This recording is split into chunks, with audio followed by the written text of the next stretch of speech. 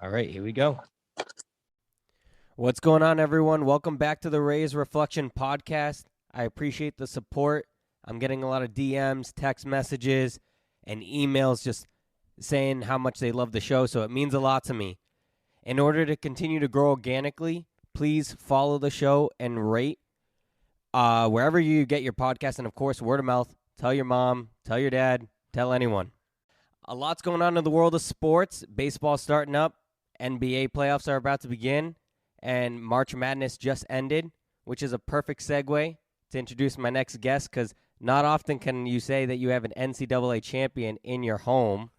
He said he was coming with a few friends. He pulled up with a crew, and I'm excited about it. I just love it. So with that being said, he's a UCONN and Mizzou alumni. He's a 2011 NCAA champion. He was drafted 57th in the 2013 NBA draft, and he reps Lowell through and through.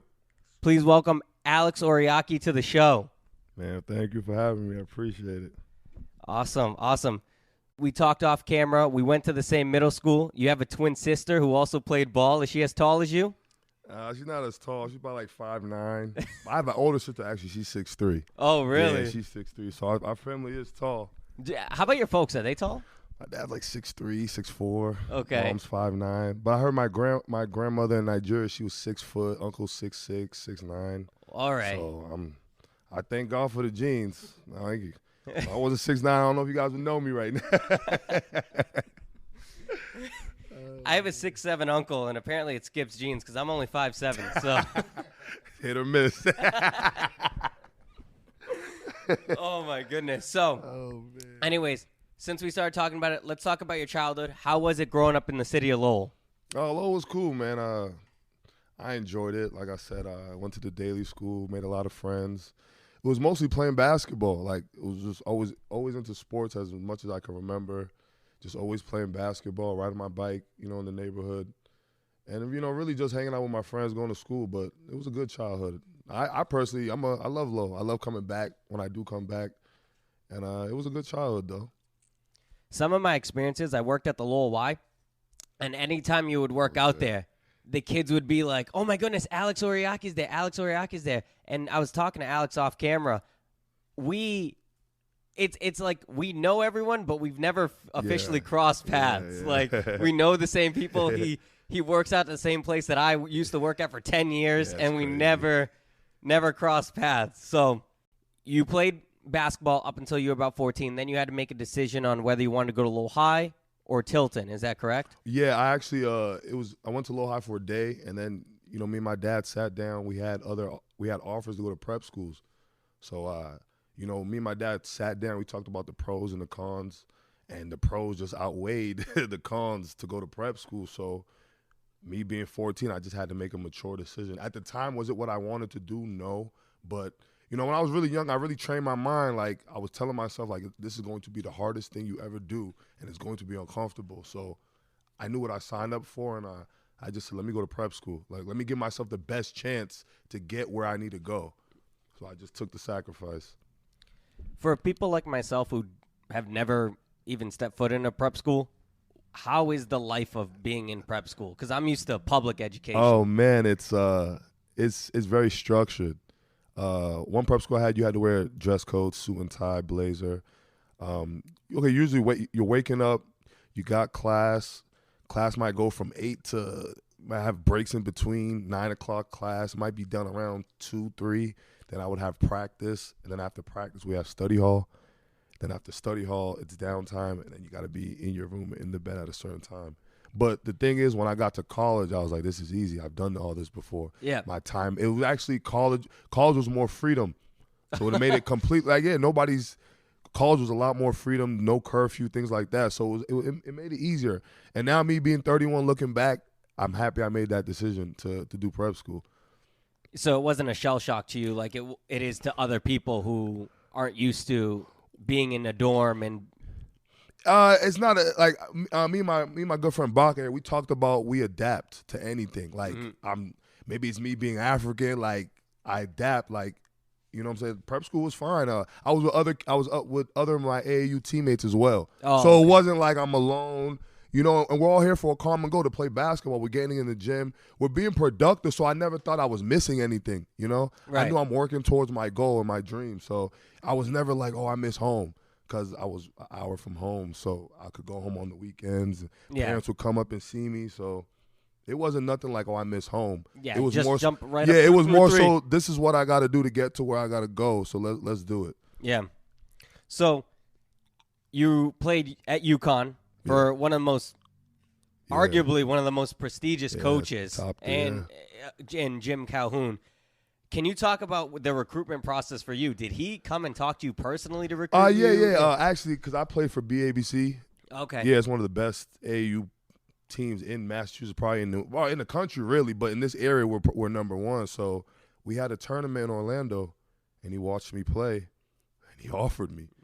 But at that time, I was 16. I only had offers from UMass Amherst, Iowa State, BC, and UConn. And I'm 16. So before the recruiting process really got hectic, I committed.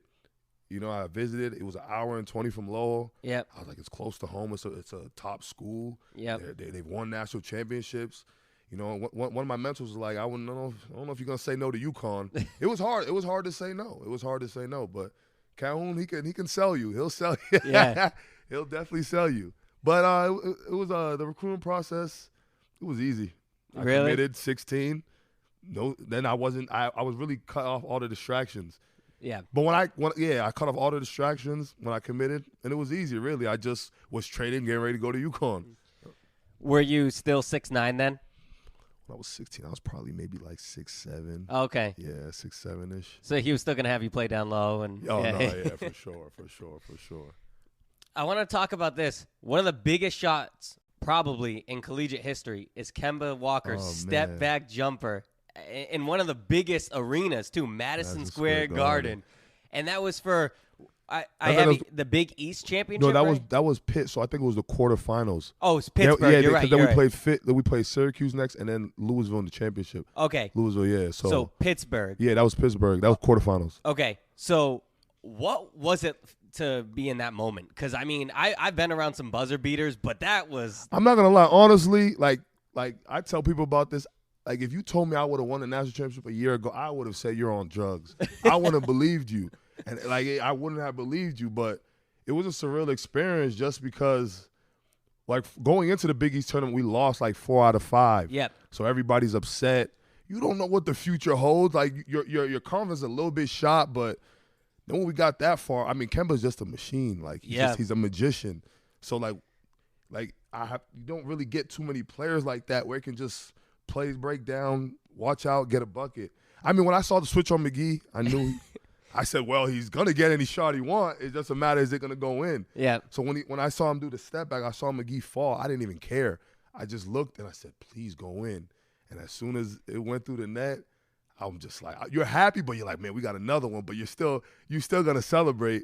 But I never told people this. Like, when he hit the game winner, I purposely went to him to get a little camera time, you know? Yeah. That's why to this day you still see it, though. That's amazing. But it was surreal. It was a great feeling. I'm blessed to be able to play with a player of that caliber. You know, we still communicate, we still talk, and you know, I was just ecstatic we won, man. I didn't want to play Pittsburgh in the overtime. I hated playing them. They were just a real good, tough, rugged team. So if we could end it now, I'd rather just end it now and not go into overtime. But it was surreal. It was surreal, man. And he put a stamp on that. I'll never forget that step back move, and he's used that in the NBA too. Man. Like, that is. He's probably one of the most. He's like a blur. Like, really? I remember times in pickup, like he's coming down fast break. I got to stay in front of him. Next thing you know, he's there and I'm here. He's in the opposite. He's laughing as he's about to shoot it. I said, yeah, I said, guard me in the post though. But no, it was surreal to play with a guy like that, man. You learn, you pay attention to detail, and I think playing with people like that, it makes you raise your caliber of play. Yeah. You have to, because you're seeing this guy kill himself. How you not going to give your all too? So it was contagious, but it was cool to play with a guy like that. That's my boy, man. And that's cool that you guys still stay in touch afterwards too. And so he played in Boston for a year. Did you connect when he was in Boston? Actually, when he was with the Charlotte, when I was in Dallas, I went to a game in Dallas. Yeah. Okay. Well, like 2019, I think. Yeah, I went to a game. Yeah, I still talk to all my guys. We follow each other on social media. We still laugh. Yeah. We still talk. I mean, we made history together, so I always got general love for them. Like, you know what I mean? But that's a bond that you can't break. You won a chip. You won a national championship, which I argue is probably the hardest in sports to win because the one and done. If you lose, I was watching the tournament, and like sometimes it hits me. Sometimes I'm like, yo, I really won that shit. Like, what the like? I was in NIT last year. My first year, we were in NIT. And I specifically remember watching, I think Kansas was playing Northern Iowa, and they were winning. And, you know, we didn't make the tournament. It's my freshman year. I'm just watching the TV like, man, I hope we make it next year. Yeah. I hope we make it next year. Like, I just want to make the tournament. Then I fast forward a year later. I'm like, yo, I won it. That's why I tell people it's surreal to me. I would not believe you if you had told me. I remember just watching the tournament, wanting to just be in it. And then next you know, I remember nights in the shower, like we're winning. I'm like, national championship. I'm like, damn, can we do this? I'm like, damn, this is crazy. But it's surreal, man. Like, luck plays into things. And for us to win 11 games in 28 days, I'm still shocked sometimes because things could have went like an inch wrong. Guy could have made a shot, something, and we wouldn't be talking about this. So a little luck played into it as well. I can't say it didn't, but I'm happy. That's why I say I think it's one of the hardest championships to win because one and done. Gotta be perfect. Exactly. So, and more often than not, it's not the better team because if you can't have a bad game. If you have a bad game, you're done. It's one and done. People don't understand. I never look at the opponent and be like, man, we're gonna smack them. Yeah. I used to do that off love. They're not that tall. I don't do it no more. I go out there, I have respect, but I'm not gonna lie. Like, there was time throughout the tournament, I'm nervous because I'm like, man, is this gonna end? Like, yeah, you want to win, but anything could happen. Like, if you've played sports, you know you've given your all, you can still lose. You can empty the tank and you can still lose. That's why I hate that saying when people say, "Oh, they wanted it more." No, I hate that. No, it's a game of inches. Like, I'm like, you're telling me that the team that lost didn't want to win? No. If you ever watched a UFC or a boxing fight, you'll see those guys go to somebody either knockout or submission. Some guys might win by a little margin, but the other guy, I'm like, man, he fought, man. Like, you know what I'm saying? Somebody's gonna lose. Yeah. I always feel like as long as you empty the tank and give it your all, no regrets. Yeah. And you just live with the results. Absolutely. So let's talk about that. You were a pivotal piece down low for the Huskies. Playing in that tournament, some of the experiences you were talking about, you were in the shower and you're like, man, are we still in it? What are some other experiences that you have in that? Because for outside of as a fan and other people, what was that honestly, like? You're just enjoying the moment. It's like the Super Bowl of you're really just enjoying the moment. Like, I enjoyed every bit of it. Like, you know, just having to practice with the fans. Like, I'm like, yo, this is surreal. Just being in Houston, 70,000, like, and then I'm thinking to myself, like, damn, I'm from Lowell. I really want to show kids, like, yo, you can do it, bro. Like, I just worked hard. You know what I'm saying? Yeah. I worked just a hard, kid from Lowell. Put my head down, and I shut up. And now you're seeing, I follow all the kids from Lowell. I know there's one kid who's going to Vanderbilt for baseball. I follow him. Right. And I'm like, yes. I coached him in basketball. Oh, you coached him? Yeah. And I love it. I love to see kids from this area prosper and do their things. I always said we had talent. Yeah. It was just a matter of time. Now you're seeing guys like Terrence Mann. Like, you see he in the league. So Lowell is really making a name for himself. I asked Terrence to be on my show too. He hasn't gotten back to me. I mean, he's a busy guy. He is a very busy guy. Busy. I believe that he will at some point. Yeah, I think he would too. Yeah. But you can only imagine what his DMs and that phone looking like. You can only imagine. That's the hard part about this is, and I was explaining this to someone. I'm like, listen, it's so hard because when you try to talk to people on Instagram, even myself, I don't always see the DMs. Yeah, and you don't. And I'm not a big name person. No, you so don't. I can't imagine the hundreds of thousands of DMs that big time celebrities get. Like, and I'm sure that they would love to make appearances and help out, but if you don't see it, you don't see it. It's just tough. You know, like, I'm sure a lot of them got busy schedules. So, you know what I'm saying? It's just tough. Happy I saw your DM, man. When I read, I was like, from Lowell, let's do it, man. Yeah. I didn't even think twice, honestly. I said, let me think when I'll be in Lowell, and I'll get back to my range. I had it in the back of my head. Like, I said, okay, I'll be in Lowell. I'll find time to do it. I told myself, I'll find time to do it. I appreciate that. No problem. So you defeated Butler. Yeah. 11 points, 11 rebounds, I think. 4 blocks. 4 blocks. All right. I was in foul trouble. I didn't get that. Would have been 20 and 10. I was in foul trouble. What was it like playing in that big game? I mean, there was really nothing else to say. Like, it's like we here. Nothing against Butler, but I looked at them. I said they're not the best team we've played. Congrats to them making it though. Like, they got here. I'm not. You know what I'm saying they're not a good team, but I said they're not the best team we've played, and we showed it. Like, we just dominated. Yeah. But it was the best feeling. No, okay, this is over. Yeah. I was like, it's not gonna be a nail biter. This is over with. This is over. But it was a surreal feeling. When that confetti went down. Like, sometimes when I do reminisce, I'm like, nah, it was surreal. It was very surreal, and I didn't even think the aftermath of it was gonna be what it was, but it was crazy. Like I said, I just enjoyed the moment. I enjoyed every bit of it. I told myself this is not gonna last forever. Enjoy it while you can. And I love that when you got announced from Lowell, Massachusetts. I saw it. You know, I love when they said, I rep it, man. I rep it. You know. You do. You even have, I think you have 978 in your bio or something like that. Yeah. On me right here. Yeah. Born and raised. What else can I say? Yeah. You know, I got a lot of Boston friends, so I give them, you know what I mean? Yeah. I tell them, I don't know, man. If we had an all-star game against you guys, I said, I don't know. I think it would be a good one. We got some 9-7. We got just in the 9-7-8. We got some guys. Yeah. Niang, we got some guys, man. We got a lot of talent. Oh yeah, George Niang. It's my boy, man. Yeah. Like, we got some guys, man. Yeah. We got some guys in there. Is Michael Carter Williams a 978 guy? I think he's from Hamilton. I was actually with him like 2-3 summers ago. Really? Training, yeah. I think he's live in Hamilton, if I'm not sure. Yeah. I was trying. Okay. Yeah, we got a lot of guys in Massachusetts. For a small state, we produce some hoopers. Yeah, we do. Like, you gotta give us credit. Like, a small state that we are, like, because even when I was with BABC, we were competing with everybody. Yeah. Like, we were competing and beating guys. So I give credit to the small state. You know, I give credit to the small state. We produce some good athletes. And maybe I'm biased when I say this, but something else is, we don't have beautiful weather year-round, whereas other places do. So they can be outside balling year-round. They can be balling until 2 in the morning, and it's still 60 degrees outside. Yeah, definitely. We can't do that. So you left UConn. Mm-hmm. You went to Mizzou. Yeah, for 1 year. So what was the reason for that decision?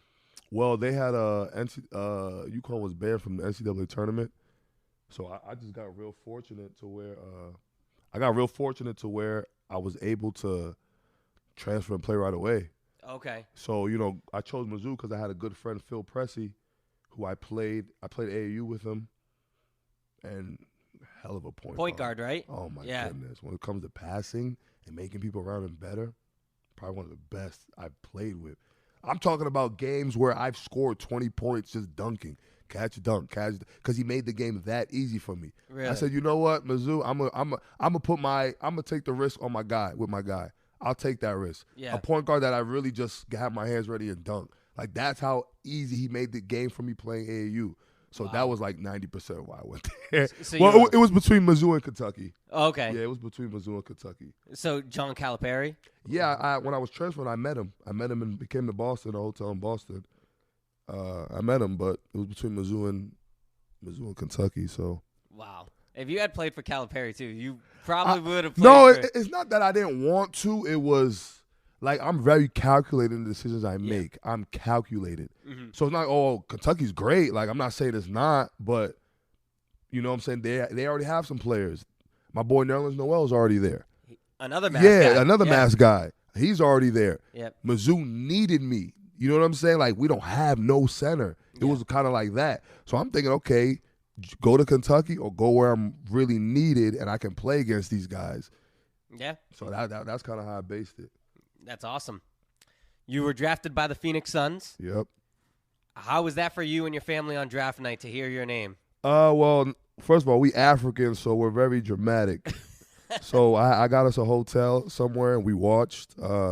I'm not gonna lie, it was fucking nerve-wracking. Excuse my French. You're allowed to. It was nerve-wracking because people don't understand. Like, this is what you work for your whole life. Any kid that picks up a basketball, he wants to play in the NBA. He wants to. So the fact that I'm even training for the draft, I was in LA training for the draft. You know, in my opinion, I'm like, I could play with anybody. I think I could be a first-round pick, but I know it's not based off me. Right. You know what I'm saying? That's what I think. But draft night came. watching the draft. I knew some of the guys that were gonna get picked, like off potential, hype, name. Yeah. And then I ain't gonna lie, like as a competitor, you're like him, him. Yeah. But then second round comes, I'm like, okay. But I also told myself, I said, Alex, if you do not get drafted, we're gonna keep going. Like, we're not gonna sit and cry. Yeah. We're not gonna sit and moan, bitch. No. If you don't get drafted, that's how it was written. You're gonna have to go another route. Yeah. Like, I'm telling myself this. One thing I told myself, whatever, I'm not playing the pity game. Cause I'm never gonna sit there and why me? I'm not. I told myself I'm prepared. If I don't get drafted, I'll go to summer league. I'll fight where I'm used to it anyway. So it's like I'm used to things not going my way. So You're from Lowell. I'm used to things not going my way. So I was hoping to get drafted. Kept going. I'm like, I put my phone down. I'm not gonna lie, I'm human. I'm mad. Like, man, fuck that. But it gives you motivation. Like okay, they don't want to draft me. All right. So then I think the 50th pick, my agent called me. He's like, Phoenix is going to take you. 57, Phoenix is going to take you. I tell my family, well, we're going crazy. hotel threatening to kick us out. But then we told them why. They said it's cool. Then 57 pick came. Like, it's a surreal feeling. You're like, damn. Like, damn. Like, when you see your name called, like, damn. Then the phone just goes berserk. Yeah. I'm talking about my phone was so crazy, I had to just leave it real quick. Mm-hmm. I'm talking about 200-300 text messages. I'm like, God damn. But it was a surreal feeling. It was great, man. I mean, that's what you work for. Yeah. That's what you work for. But at least it was 57th and not picked at all, you know? So yeah. I can't complain. So while you're in that moment, you said that you had some glimpses of, oh, okay, maybe I'm not going to get drafted. Yeah.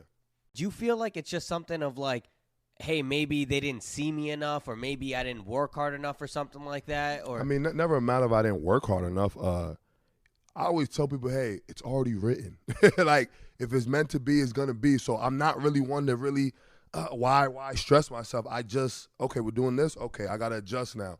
So it wasn't really a matter of I know I worked hard. Like I said, you work hard and you just leave the rest to God kind of. That's kind of what I did. Like I said, I was prepared. If I didn't get drafted, we're going to have to figure out another way. God willing, I did, though. But I don't think it was a matter of they didn't see me. I'm smart. I know. It's a new age. They want freshmen and sophomores. Seniors don't get drafted like that. I'm already knowing this. Yeah. It's one and done. It's a new thing. 18, 19. When you're a senior, you're kind of considered like old, I guess. So I kind of knew what I was up against. Like It wasn't. I knew not too many things were in my favor. And I wasn't mad at it. It was just, hey, you might have to just get it from the bottom as usual. So it wasn't nothing like deterred me or nothing like that. All right. After that, you played some pro basketball in Lithuania. Is that correct? Yeah, I was everywhere. And you were an all-star, I believe, right? Yeah, I was everywhere. Lithuania. So what is that like playing overseas? The good thing about me, I'm cultured, so it's not like I'm not used to being around other people's culture.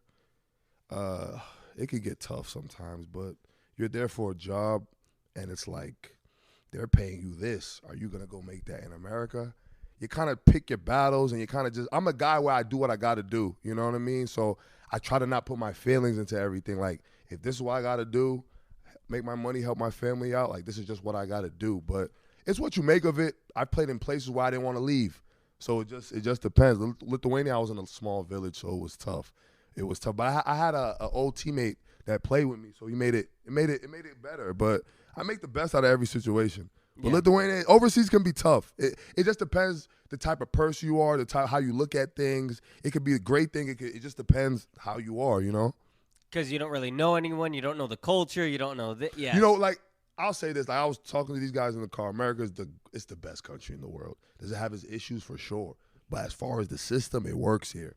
It works. So when you go to other countries, it's kind of like you got to adapt to things you're not used to sometimes. But Lithuania was cool for the most part. My favorite place was probably Puerto Rico. Puerto Rico. I played in Puerto Rico. I didn't want to leave. I'm part Puerto Rican. Oh, oh man, I loved it. I was in San Juan too. I loved it. Wow, that's awesome, man. I bet we could talk for hours on just we could. Everything. And me going to Puerto Rico, I was telling him, I said, yo, I'm from Lowell, so it wasn't like nothing out the ordinary to me. I felt like at home really, but Puerto Rico was amazing. That was probably my favorite place. San Juan, come on. That's a vacation spot. It's beautiful, right? Oh, it was amazing. I got hurt, and I asked the GM, can I rehab here? Can I stay here? But I loved it. I honestly love Puerto Rico. I loved it. Probably my top 5 favorite places, easily. So are you playing pro ball now? Yeah, I was actually in Malta about 4 months ago. Oh, okay. Yeah, I was in Malta about 4 months ago. But, right now I kind of want to focus on business. Yeah, I saw that. Yeah, I saw that. Yeah, I kind of want to focus on business because, I got a lot of good things going on. So I kind of want to just focus on that. Then if I want to play basketball again, I will. But I think I'm in a position where I'm not going to have to. But we'll see. But, at the end of the day, I played 10 years pro. I'm happy with things I've accomplished. But, we'll see. If I get the itch again, I'll hop back out there. But right now, I'm kind of want to just focus on business. I'm glad that you brought that up because for athletes, there is a life outside of it when it's all said and done. They did not lie about that. Like, when you're a kid, you think you're going to do this forever. Yeah. You think you're going, man, I'm playing until I'm 40. Then I had my first injury. I'm like, oh, shit. I'm like, this shit real. But you have to. Whether you're making $100 million, you got to invest regardless. You have to regardless. So that's something I've learned in the last few years, and I'm still educating myself on it as well. Yeah. So have some business ventures and stuff like that. Mm-hmm. And so some of your big long-term goals are to own businesses, or are they to just being like, are you looking more in the entrepreneurship type? Yeah, for sure. Yeah. You have to. Like, you have to invest. Like, I do my homework on a lot of things. I take real estate classes. I like to learn new things. But yeah, I want to own businesses, man. I want to own businesses. I want to be old. I want to be on an island, fat, and do what I want. Like, that's my goals. But I'm working towards it. And like I said, I think I got some good things going. But yeah, I want to focus on the business side because I've done, small businesses, and I've proven to myself, okay, I can do more than play basketball. I kind of took myself out that box because, when you're younger, you're like, man, I'm a hooper. And you really tell yourself you think that's all you can do. But when I really started educating it's really when I got injured. I'm not able to play basketball, so I had to, educate myself and, read different books and things like that. So I was able to educate myself. But yeah, I want to be a businessman. I like the grind in anything, basketball and anything. Yeah. Yeah, it's always a grind, regardless on what you do. Earlier in the episode, you mentioned how you're African, and that's something that you're really proud of. Yeah, for sure. Where is your family now? Are they? Do you have some family in Africa? No, I got family everywhere though. But yeah, I got some family in Nigeria. My dad's actually there right now, and I'm gonna go meet him. So I'm headed out there tomorrow. Yeah, I got family in Nigeria, London, everywhere, Germany, everywhere. My family's everywhere. A lot in Lowell as well, Boston. Yep. Everywhere. We're a nation of 200 million people, so we are everywhere. When I say everywhere. Literally everywhere I've played basketball, I've seen some Nigerians. Mexico, everywhere. I've met Nigerians, so we're everywhere. But I got my family everywhere. So what are you doing in Dallas? You're living in Dallas right now, yeah, right? That's where I was actually training. I was training out there. There was no snow. The weather was good. My buddy Phil Pressey really convinced me to come out there. Because during the off season, I would come. He'd be like, come to Dallas, bro. I'd come. We play pickup. We work out. Next summer, I'd come for 2 weeks again. I'd be like, I like it out here. And the cost of living is a lot cheaper than Massachusetts. So everything just made sense. And I actually had one of my little cousins come out there. He worked out with me. He's like, I see why you be out here, bro. So it makes sense. I get to play pickup with other pros. It just makes sense. So Dallas, it's my home now. It's my home. But I always come back up here and visit, though. Yeah. I'm always back up here visiting. I was there like 4 months ago, so I'm always back. That's awesome. You're in the state. Is everything really bigger in Texas? The food and all that? Yeah, the highways, everything. They drive crazy though. Do they? Yeah, they drive crazy. Worse than Mass? Yeah, yeah, worse than Mass. Yeah, you got to be on your P's and Q's driving in Texas. They're like, it's crazy. It's crazy. But yeah, everything is bigger though. The highways, all that. What would you say to kids who want to get in the league? I would say go for it, but don't say I want to get in the league. Then you want to couch all day. You know what I'm saying? Like, I would tell kids, go for it. Like, even when I was telling you about your podcast, you said, oh, it's small. I said, it's the beginning. Yeah. I said, it's the beginning. Like, who starts great? Like, it's the beginning. You do the groundwork, you build up. So I would tell kids, go for it. Like I remember we talked about the Daily, how they said, oh, you're not going to go nowhere with basketball? Yeah. That's your opinion. Like, cool. Like, I'm going to go work. And another thing, too, is you'll always have, I think this negative energy always gets displayed. It's easier to see. Yeah. So as much as critics you'll also have supporters. You just got to find them. Goes with it. Yep. Like, goes with it. Like, I've experienced it. Like, even being at UCONN, like my freshman year, we were bad. We were 18 and 16 NIT. You guys suck. They're making Facebook groups. Don't feed the basketball team. I remember we went to the. Really? See, I'm giving you inside stories. Yeah. Now. I remember it was with Kemba. We wanted to go to the mall. Like, we had like a 5-game losing streak. Kemba's like, I ain't wearing my UConn gear. Like, yeah, like when you're losing, you hear it. Like, people, you hear it. You hear it for sure. But I ain't gonna lie, the type of dude I am, I had a strong African father always yelling at. So it don't really like move me to where it's shaking my confidence. I just know people are always gonna talk. Yeah. They're gonna talk. Talk is cheap. Talk is cheap. So when they're talking, cool, I'm gonna go work. You know what I mean? That's just how I was. Yeah. And here I am. I'm talking. I say talk is cheap. And now we working. We working though. That's right. Yeah. We work. We ain't talking. We working. That's right. I'm just the kid who would get too many disruptive in classes, trying to make it a living now. That's all it is. That's all good. That's what I say to people. So, anyways, Alex. So, any projects that you're working on? Really got some things in Nigeria I'm trying to work on. Me and my mom were talking about probably doing basketball clinics out there as well. I'm just looking to buy land. To try to introduce the game earlier or something like that? Yeah, but I think there's a lot of talent out there. It's not organized to where they can, you know what I'm saying, really got camps and things like that. So me and my mom, we want to work on things like that. But it's mostly just land because, you know, there's a lot of resources out there and you can, the cost of living is cheaper, so you can invest quicker out there and get a return quicker. Mm-hmm. So I look to a lot of things out there. Probably get a real estate, you know, things like that. Like that. Wow. Sounds like you have your head in the right space. You got to. But like I said, basketball has also been a life teacher to me. So how I approach basketball is how I approach a lot of things, and it works for me. Honestly, it really does. Yeah. That's why I'm happy I was able to develop a work ethic and develop being disciplined from basketball because it translates to anything else, really. Yeah. No, for sure. So, anyways, thank you so much, Alex, for coming on, being a guest. I'm happy to be here, man. Being on my couch. Thank you for pulling up with the crew. It was good to see the support and the love. I appreciate that. I hope everyone enjoys this episode. Thank you for listening to the Reyes Reflection Podcast. And as always, may you live, may you love, and may you thrive. I love you all. Thanks for having me, man.